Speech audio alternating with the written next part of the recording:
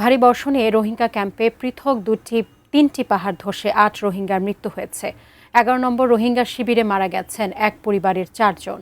সেখান থেকে বিস্তারিত জানিয়েছেন কক্সবাজার প্রতিনিধি অর্পণ বড়ুয়া।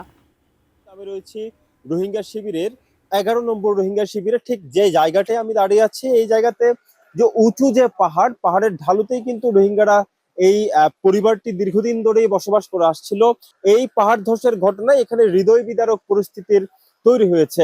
গতকাল থেকে আসলে ভারী বর্ষণ হচ্ছে কক্সবাজারে, যার কারণে উঁচু নিচু পাহাড়ের ঢালুতে রোহিঙ্গা শিবিরে যারা বসবাস করছেন তারা অত্যন্ত আতঙ্কিত অবস্থায় রয়েছেন। পাশাপাশি আমি আরেকটি বিষয় জানিয়ে রাখতে চাই, ১১ নম্বর ক্যাম্পে এই জায়গাটাই পাহাড় ধসের ঘটনায় একজন মা এবং তার ৩ জন সন্তান সহ ৪ জনের মৃত্যু হয়েছে।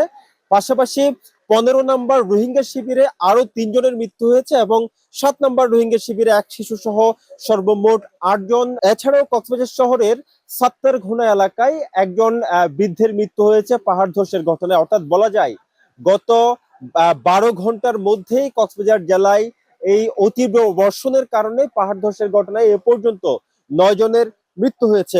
যেহেতু আবহাওয়া অধিদপ্তরের পক্ষ থেকে বলা হচ্ছে যে গত ২৪ ঘন্টা অর্থাৎ ভোর ৬টা থেকে আগের যে ২৪ ঘন্টা, সেই ২৪ ঘন্টায় এখন পর্যন্ত ২৫০ মিলিমিটার বৃষ্টিপাত রেকর্ড করা হয়েছে এবং এই ভারী বৃষ্টিপাতের সম্ভাবনা যেহেতু আরো রয়েছে, সেই কারণে উঁচু নিচু পাহাড়ের ঢালুতে এবং পাহাড়ের চূড়ায় যারা বসবাস করছেন ঝুঁকিপূর্ণভাবে, তাদের কিন্তু একেবারে আতঙ্কের শেষ নেই। যে কোনো মুহূর্তে আরো ভয়াবহ বিপর্যয় ঘটতে পারে বলে আশঙ্কা করা হচ্ছে।